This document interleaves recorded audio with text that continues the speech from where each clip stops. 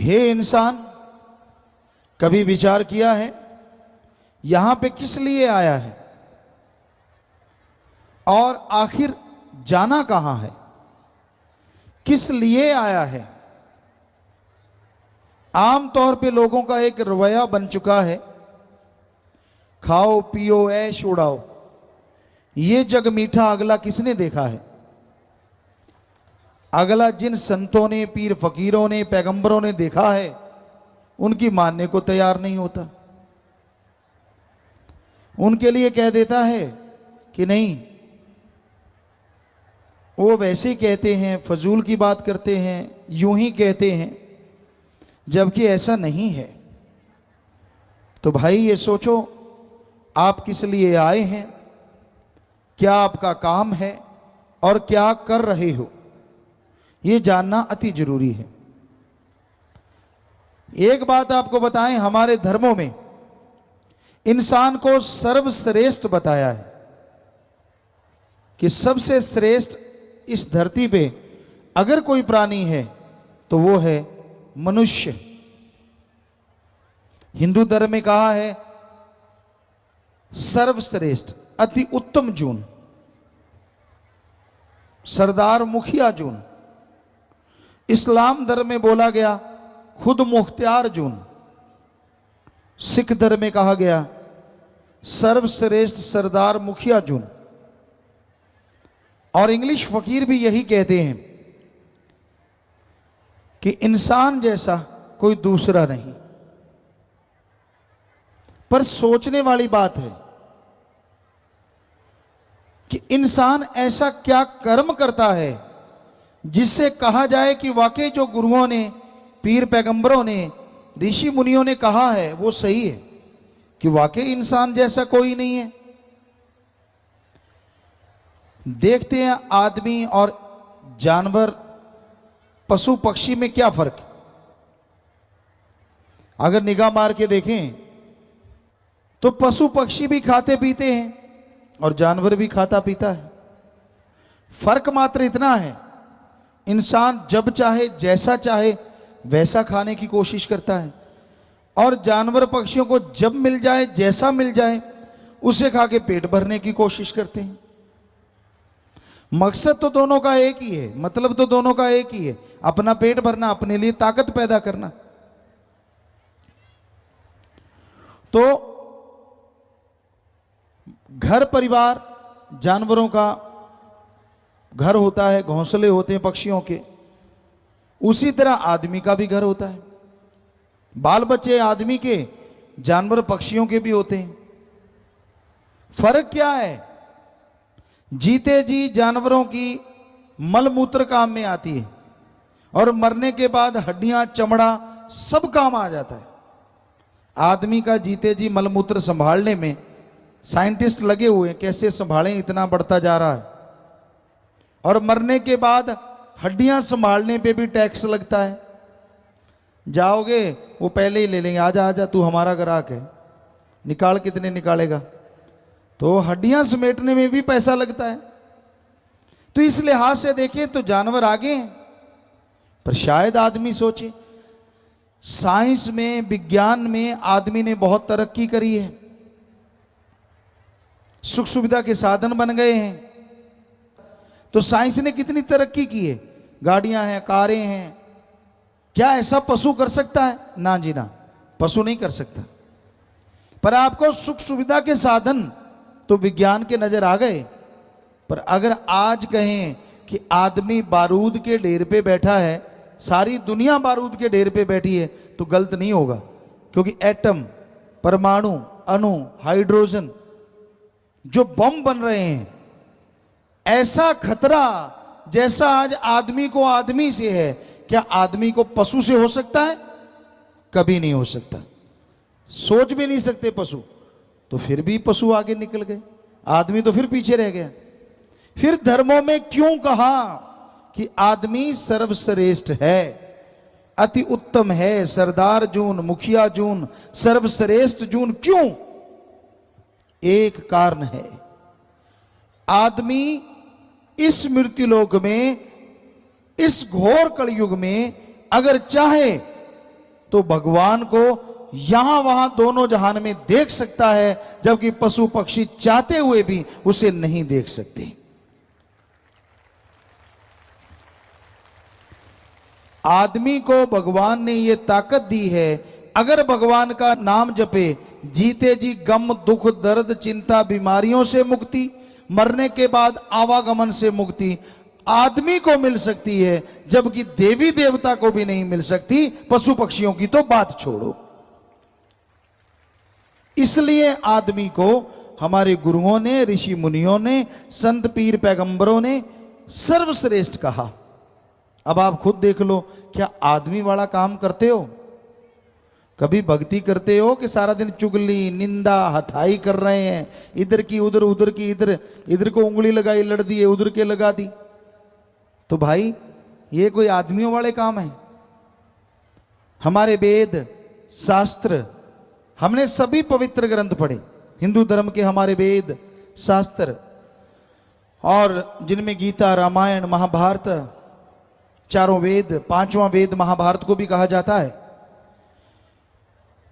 इसके अलावा इस्लाम धर्म की पवित्र कुरान शरीफ, कुरान मजीद, सिख धर्म की पवित्र गुरुवाणी, ईसाई धर्म की पवित्र बाइबल, कबीर जी, शेख फरीद जी, नामदेव, धन्ना भगत, रविदास, बहुत सारे संत, बौद्धिस्ट, जैनिस्ट, सभी धर्मों की बाणी पढ़ी। बिश्नोई धर्म के जांबा जी, उनकी बाणी पढ़ी, उनका गुटका पढ़ा। तो सभी धर्मों की बाणी पढ़ी। सारे धर्मों में यही कहा गया है जो हम आपको आज बताएंगे। 100% यही बात आती है कि आदमी कहलाने के हकदार तो ही हो अगर आदमी वाला काम करो, वरना शैतान से भी आप आगे हो। कई लोग आदमी सोया पड़े हैं, उनको मार दिया, किसी को तड़पा दिया, चंद नोटों के लिए किसी के बेटे को उठा लिया, भाई ने भाई को मार दिया। शैतान भी शर्मा जाता है, वो भी बच्चों पे हाथ नहीं उठाता था। आज आदमी शैतान का बाप बना हुआ है। अपनी मां की संभाल नहीं, अपने बाप की संभाल नहीं। कई लोग हमारे पास आते, गुरुजी प्रसाद दो। किस लिए भाई? मेरे मां बीमार है, उसकी मुक्ति हो जाए। हमने कहा ऐसा प्रसाद तो हमारे पास नहीं जिसको दें वो मर जाए। आप मारना चाहते हो? कहता नहीं, वो टट्टी पेशाब चारपाई पे करता है। तो हमने कहा जब बचपन में तू करता था तब तेरी मां ने तो नहीं कहा कि इसकी मुक्ति कर दो? वो तो नहीं बेचारी बोली कि इसका रोज टट्टी पेशाब कर उठाना पड़ता है, दिन को भी रात को भी, कोई प्रसाद दे दे बेड़ा पार कर दे? वो तो नहीं बेचारी बोली। अब उसका तुझे उठाना पड़ गया, तो अब तू कहता है कि वो मर जाए। लानत है ऐसे औलाद पे। कहां चली गई हमारी संस्कृति? हमारे धर्मों में तो यही शिक्षा है। अरे बचपन में मां बाप टट्टी पेशाब उठाते हैं। हमारा धर्म, हमारे देश में यही संस्कृति है। जब वो बुजुर्ग हो जाएं तो उनके बेटे बेटियां उनके हाथ की लाठी बने और उनको बच्चों की तरह संभालें। यह है हमारी संस्कृति। ना कि उनको बूढ़ा कह के एक भूसे वाले कमरे में डाल दें, सूखा रोट खिलाएं। नहीं नहीं नहीं, मरने के बाद आप खर्चा करते हो, शर्म नहीं आती? जीते जी सूखे रोट दिए और मरने के बाद हलवा पूरियां खाओ जी, अपनी नाक का सवाल है। और जब वो जीते जी उनको नहीं खिलाए तब नाक किधर गई थी? शर्म नहीं आती? जिन्होंने बड़ा किया, पढ़ाया लिखाया, ठीक है उनमें अवगुण हो सकते हैं, तो वो भी आदमी, क्या हुआ अगर मां बाप हैं? उनमें भी अवगुण हो सकते हैं, उनमें भी बुरी आदतें हो सकती हैं। आपकी नहीं बनती तो राड़ से बाढ़ अच्छी, अलग रहो, लेकिन उनको कभी बुरा ना कहो और उनकी सेवा से मुंह ना मोड़ो। जितना हो सके उनकी सेवा करते रहो। घर से सेवा शुरू करो, फिर करो समाज की सेवा। पर आज का युग ही ऐसा है। हमने देखा बुजुर्गों को बूढ़िया, डैनिया, इतने इतने गंदे नाम लेंगे भी। है तो तेरा ही खून, तेरा ही बाप है, तेरी मां है, क्या कह रहा है? शर्म नहीं आती तुझे? अपनी मां के लिए, बाप के लिए इतने निरादर के शब्द प्रयोग में लाता है। और मां बाप को भी चाहिए, बच्चों को आशीर्वाद दें। एक उम्र होती है, वेदों में लिखा हमारे, वो तो 75 साल था, लेकिन आज की उम्र माने तो 50-55 साल। उसके बाद आपको संन्यास लेना चाहिए। बच्चों के कंधे पे सारा बोझ डालो कारोबार का, कि बेटा मैं बैठा हूं, काम धंधा संभाल, मेरे अनुभव की जरूरत पड़े तो मेरे से पूछ ले, वरना भाई मेरे से जैसा अच्छा बुरा हुआ कर लिया, अब तू जान। और खुद करो भक्ति। पर बुजुर्ग टांग अड़ाते ही रहते हैं, हटते नहीं। ऐसे नहीं ऐसे करो, ऐसे नहीं ऐसे करो। अरे इतनी कमजोर टांगे हुई पड़ी है, क्यों उड़ा रहा है? राम राम जप, ये लिखा हमारे धर्मों में। पर हमने देखा है नौजवानों को कम फिक्र होता है, बुजुर्ग जो जो। एक माता आई, हमने कहा बोल माता क्या चाहिए? बातें चल रही थी, संगत बैठी थी। हमने कहा शायद कोई बीमार होगी कुछ, या भगवान का नाम मांगेगी। कहती गुरुजी एक बात सुनो, हाँ मुझे पड़पोता चाहिए। तेरी आगे बेटों ने पोतों ने रंग लगा दिया। कहती नहीं रंग तो नहीं लगाया, फिर भी दिल करे। अरे भगवान को पाने का दिल क्यों नहीं करता? आगे से आगे फंसते जा रहे हैं, फंसते जा रहे हैं। तो कहने का मतलब दोनों पीढ़ियों को समझना चाहिए। हमारी संस्कृति को बुजुर्ग आशीर्वाद देते हैं, और एक उम्र आती है उसके बाद सन्यास लेके बच्चों के कंधों पे बोझ डाल देते, तू जान भाई तेरा काम जाने, मैं तो राम नाम जपूंगा। तो दोनों पीढ़ियों में कमी है, नौजवानों में भी बुजुर्गों में भी। दोनों को ही हम कह रहे हैं समझो अपने अपने कर्तव्य को, समझो अपने अपने फर्ज को, और उसके अनुसार चलो। ये कहता है हमारा धर्म, ये कहते हैं हमारे विधि विधान जो बनाए गए हमारे पूर्वजों के द्वारा। ये ना सोचे मैं किस काम को हूं आया, किस लिए जन्म दुर्लभ है पाया, संत रहे बता तेरा काम है क्या। तो जैसा आपको शुरू में बताया, इंसान को ये सोचने की फुर्सत ही नहीं है, समझ ही नहीं है कि मैं आया किस लिए हूं, कर क्या रहा हूं। संत बताते हैं, संत समझाते हैं कि आप किस लिए आए। हमारे धर्मों में हिंदू मुस्लिम सिख ईसाई बौद्ध जैनी सभी धर्मों में बहुत सारी बातें एक जैसी हैं। 99% कहें तो सही होगा। यह कहा जाता है कि आपका सबसे पहला कर्तव्य है प्रभु का नाम जपना, भगवान की प्राप्ति करना। और दूसरा जो कर्तव्य है वो है इस धरती पे रह के कर्म जोगी बनना, यानी अच्छे कर्म करके अपने कर्तव्यों का निर्वाह करना। जो भी आपका फर्ज है, जो भी आपकी ड्यूटी है, सही तरीके से उसका निर्वाह करें। ठगी, बेईमानी, भ्रष्टाचार, लूट खसूट, किसी का हक मार के खाना, ये हमारे सारे धर्मों में मना है। झूठ बोल के लोगों को बुद्धू बनाना, बिना वजह बहसबाजी करना, नशे करना, ये सब बर्बादी का घर है। आप देख लो, अच्छे भले मानस होते हैं, अच्छे बड़े घर होते हैं, जब नशा घर में बढ़ जाता है तो बर्बादी ही बर्बादी हो जाती है। हर धर्म में लिखा है कि भाई नशा ना करो, नशे बर्बादी का घर है। हमारे देश में किसी नशे के लिए किसी भी धर्म में कोई जगह नहीं है। कई लोग कहते हैं गुरुजी नशा बंद नहीं होता, ठेके खुल जाते हैं। आप पीना बंद कर दो, देखते हैं ठेके पशुओं के लिए खुलते हैं क्या? कर दो बंद, फिर देखते हैं कैसे खुलेंगे ठेके, जब कोई जाएगा ही नहीं लेने। तो आप पीते हो, आप नशे करते हो, तभी ये खुलते हैं भाई। पशुओं के लिए तो कोई ठेका खुलता नहीं।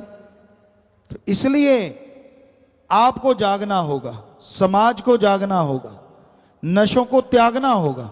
नशे बर्बादी का घर हैं, कभी किसी को खुशहाल नहीं बनाते। हमारे देश में तंबाकू के नशे से जितना कुछ बनता है, अफीम की खेती से, उसमें 1 मिनट में मरने वाले 2 लोग हैं।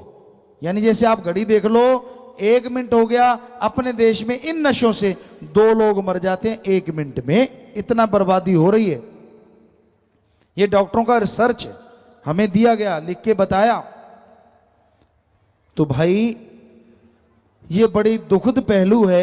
हमारा देश धार्मिक देश कहलाता है और इस धार्मिक देश में सबसे ज्यादा लोग जो मर रहे हैं वो अधर्म का कर्म करके, यानी नशे करके।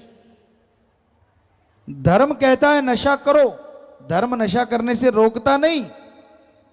नशा करो और डट के करो, पर राम नाम का करो, अल्लाह की इबादत का करो, वाहिगुरु की याद का करो, भगवान की भक्ति का करो, करो जितना मर्जी। फर्क क्या है दोनों नशों में? अब दुनिया के नशे जितने करोगे, शरीर बर्बाद, तन बर्बाद, मन बर्बाद, आत्मा बर्बाद, परिवार बर्बाद, घर बर्बाद और कुल का नाश। और राम नाम का नशा करोगे, समाज में इज्जत, शरीर तंदुरुस्त, अंदर सुरूर, चेहरे पे नूर और कुलों का उद्धार हो जाएगा। जमीन आसमान क्या, कहीं भी मुकाबला नहीं। इतने जबरदस्त है राम नाम, अल्लाह मालिक की भक्ति इबादत का नशा। करो तो सही। लोग पूछते फिरेंगे क्या खाते हो, इतनी खुशी कैसे है? आजकल खुशी लाने के लिए क्लब बने हैं बड़े बड़े महानगरों में, और वहां पैसा लेते हैं और हा हा ही हु हु। अब आपके सामने कोई हा हा करेगा तो आपको भी हा तो हो गई, पर ऊपर से हा होने से अंदर के गम नहीं मिटा करते। और जब अंदर खुशी होती है, चेहरे पे जबरदस्ती खुशी आ जाती है, रुकती ही नहीं। चेहरा नूर से मालो माल हो जाता है और नूरो नूर हो जाता है। तो धर्मों ने तो हमें अंदर की खुशी लाने के लिए तरीके बताए हैं। सुमन करो, मेहनत करो, कर्म करो, बाकी भगवान पे छोड़ो, वो जाने, उसका काम जाने। कर्म जोगी और ज्ञान जोगी बन जाओ। अच्छे कर्म करो, इसका ज्ञान हो। और सिर्फ ज्ञान लेके घूम रहे हो, कोई फायदा नहीं अगर कर्म नहीं करते। बहुत लोग होते हैं पढ़ते रहते पढ़ते रहते पढ़ते रहते। हमारे धर्मों में लिखा है, पढ़ पढ़ के चाहे ट्रक भर लो, बड़े बड़े हाल कमरे भर लो किताबों से, पढ़ते गए और अमल के नाम पे जीरो। छोटा सा उदाहरण आपको दें, घर में घी है, दूध है, छाछ है, बादाम है, मक्खन है, सब ताकत की चीजें हैं। पर खाओ ना, सुबह शाम धोख मारते रहो तो ताकत आ जाएगी क्या? नहीं आएगी, नहीं आएगी ताकत। तो उसी तरह जब तक राम नाम जपोगे नहीं, चेहरे पे नूर कैसे आएगा और अंदर सुरूर कैसे आएगा? जाप करना पड़ेगा भाई। राम नाम ले लिया, अलमीरा में ताला लगा के रख दिया। कभी कभी खोलते हैं जब दर्द होता है, बच्चे तब खोलते हैं जब पेपर आते हैं। भगवान जी अब तो रात को दिखा दे, सुबह जाके कराऊंगा। पूरा पेपर ही दिखा दे रात को, कहता फिर तेरे गुण गाऊंगा। और जैसे पेपर निकल गए फिर वही बात, कौन सा भगवान और कैसा भगवान। ऐसे कोई बीमार हो जाए, किसी का बच्चा बीमार हो जाए, तब कहता भगवान तेरी काली पीली नीली गऊ। और जैसे बच्चा ठीक हो गया, फिर से खागड़ बन के जोर जोर से बाजें निकालता रहता है। तो भाई ये सही नहीं है। भगवान को लगातार याद करो, सुबह शाम। जैसे जरूरी है ना रोटी खाना, भोजन करना, वैसे समझो भगवान का नाम लेना भी जरूरी है। भोजन करने से ताकत आए ना आए, हम आपको लिख के गारंटी देते हैं, राम नाम सुबह शाम जपने से आपको ही नहीं, आपकी कुलों को भी ताकत आएगी, आपके परिवार तर जाएंगे। ऐसा है राम नाम। फिर भी आप ना जाप करना चाहो तो भाई हम क्या करें? ऐसी तो कोई चीज नहीं, जैसे भैंस को खिलाते हैं, एक पाइप सी होती है लकड़ी की, अगर वो दवाई ना ले तो भर के उसके मुंह में ठूंस देते हैं कि पीना ही पड़ेगा। अब ऐसा तो आपके साथ हम कर नहीं सकते कि राम नाम डाल के मुंह में डालने के ले पीना ही पड़ेगा। आप तो आदमी है, मानस है, पशु तो है नहीं। इसलिए आप मर्जी के मालिक हैं और अपनी मर्जी से ही जाप करो, फिर देखो नजारा। सच्चे दिल से, सच्ची भावना से अगर जाप करोगे तो फल मिलेगा।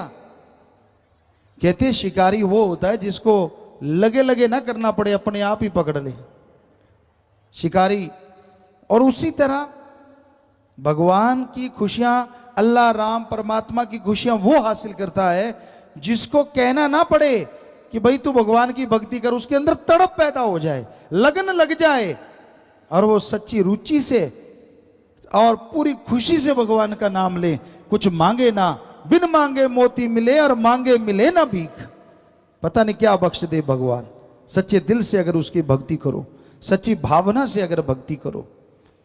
लोग कहते हैं भावना, श्रद्धा किसे कहते हैं? आज की श्रद्धा है पैसा।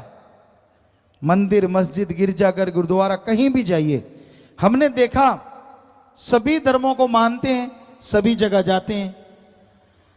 क्या कहा जाता था जब हम गुरुगद्दी पे नहीं आए? तेरी जो श्रद्धा है चढ़ा दे। श्रद्धा थोड़ी चढ़ाई जाती है। कहते नहीं नहीं पैसा, मतलब श्रद्धा का, भावना का दूसरा नाम पैसा है। अब लाख रुपए की ठगी मारी, 1000 रुपए भगवान को चढ़ा दिए, ये कौन सी श्रद्धा है भाई? ये तो उल्टा भगवान को हिस्सेदार बना लिया कि भगवान मैंने लाख की ठगी मारी है, उसमें से 1000 तेरे हिस्से का तू ले ले, मेरा 99,000 एक नंबर का बना दे, तू भी खुश और मैं भी खुश। ये तो उल्टा भगवान को हिस्सेदार बना लिया ठगी में। इतना कम हिस्सा आदमी आदमी से नहीं लेता, वो भी कई परसेंटेज ढूंढता है, 10, 20, 30। ऐसे थोड़ी ना कि इतने से काम चल जाएगा। पर हकीकत ये है वो 1000 भी भगवान नहीं लेगा, आपने चढ़ाया और आपके जैसे कि उठा के खा जाएगा। आप खुश कि मैंने मालिक को दे दिया, और वो खुश मैंने मालिक से ले लिया, बीच में ही रगड़ा रगड़ी, मालिक तक एक पैसा नहीं गया। तो ये भावना नहीं है, ये श्रद्धा नहीं है। सच्ची भावना कौन सी होती है? मालिक ना करे, जैसे आपका कोई बेटा बीमार हो जाए और आप उससे बहुत प्यार करते हैं, बहुत श्रद्धा है उसके लिए, बहुत भावना है, आपकी आंखों से अपने आप आंसू चल पड़ते हैं, आपका दिलो दिमाग तड़प जाता है, आप व्याकुल हो जाते हैं, रोते हैं, तड़पते हैं। ये है श्रद्धा, ये है भावना बाप और बेटे की। यानी आप अपने औलाद के लिए इतनी श्रद्धा रखते हैं, इतनी भावना रखते हैं, रुपए में 100 पैसा आप अपने बेटे के लिए श्रद्धा रखते हैं। ऐसी ही श्रद्धा, ऐसी ही भावना आप भगवान के लिए रुपए में 15-20 पैसे बना लो, गारंटी हम देते हैं भगवान के दर्शन आपको जरूर होंगे।